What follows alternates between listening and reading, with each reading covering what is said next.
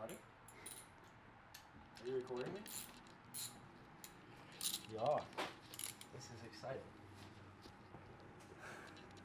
Okay guys, this is Nick and Brandon here in Justice Autoworkz this week. This week we're working on this piece of shit Honda Accord. This happens to be my daily here.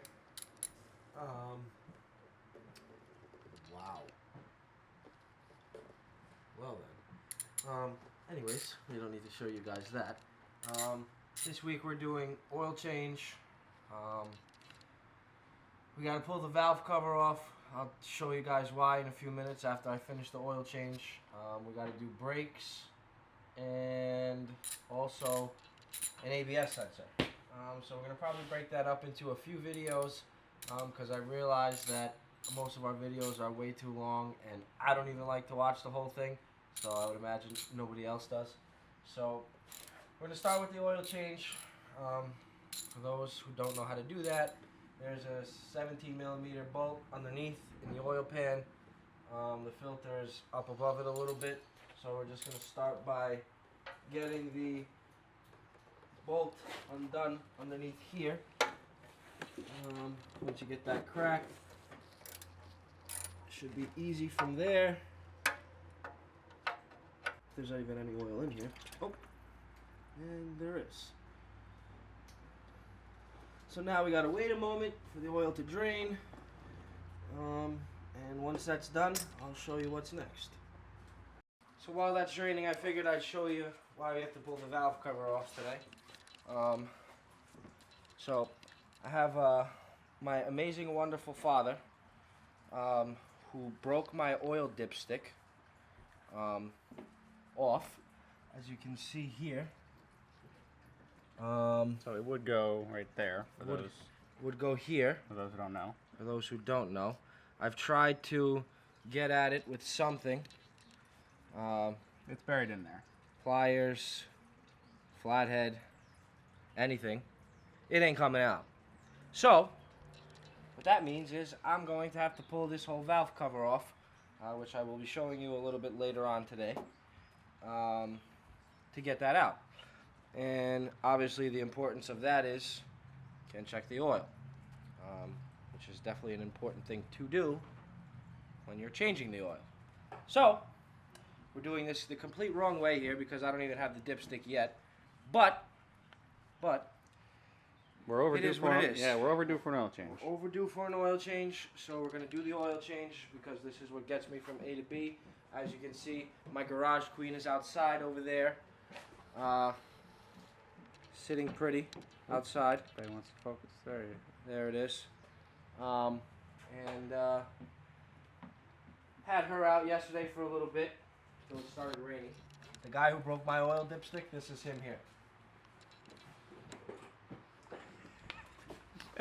Jackass, I didn't break it. Okay, now, I did my oil change last time, so I know that it's not over tightened. So I'm gonna be able to get it off with a rag in my hand.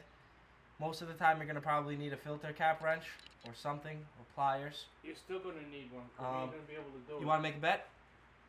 Oh, make a bet. You wanna make a bet? I won't bet, but you won't be able to because it still tightens up. Okay, let's see.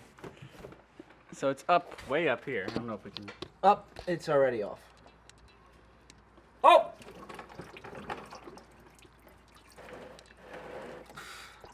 So it's way up in here. And that came off actually with relative ease. More likely than not because I did it. We're doing a friggin' oil change.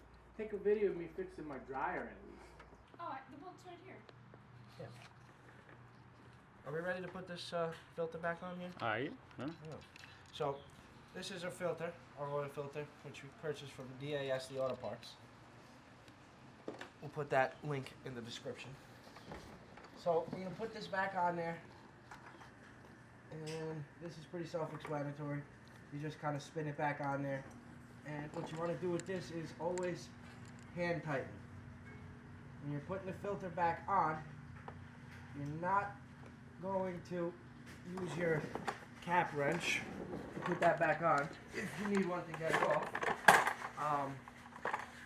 Because then you're not going to be able to get it off later. Because what happens is, once you do this, and you put everything back together and you drive the car, the filter actually gets tighter. So I was lucky enough today to be able to get it off without a wrench or pliers or anything, which are usually not that lucky. However, I was. So, now we're going to put this bolt back in the oil pan here as I get dripped on. Like so. So that just goes right back in that way.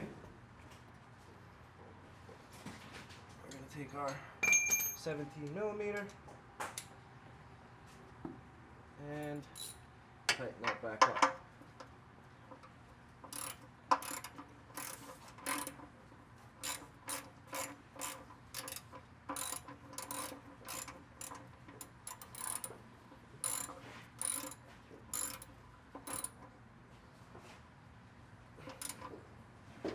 Make sure that's nice and tight. Snug but not over tight. Okay. And the last thing I would say that you want to do now is wipe everything down underneath there, so that this way you make sure there's no leaks after you put the new oil in. So to dispose of your oil, you're going to take that to a shop or your local AutoZone, but I never go there because I hate that place. And basically any place that does oil changes, more or less, will take it back. So, now, I'm going to take the cap off, put the oil in.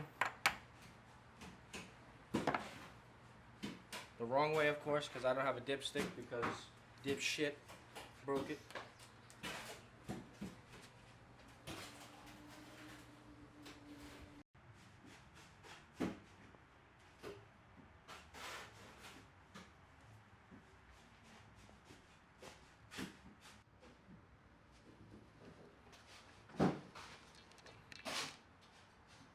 And we're good on the oil. Now, I'm also going to take this one a step further today. And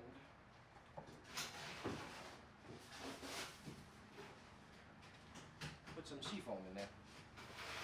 Those seafoams. Seafoam. It's always good to treat your oil every once in a while, as well as the gas. This one happens to do both, so I'll do half and half on this one. Now, I wouldn't say you have to do this every oil change, but it definitely doesn't hurt.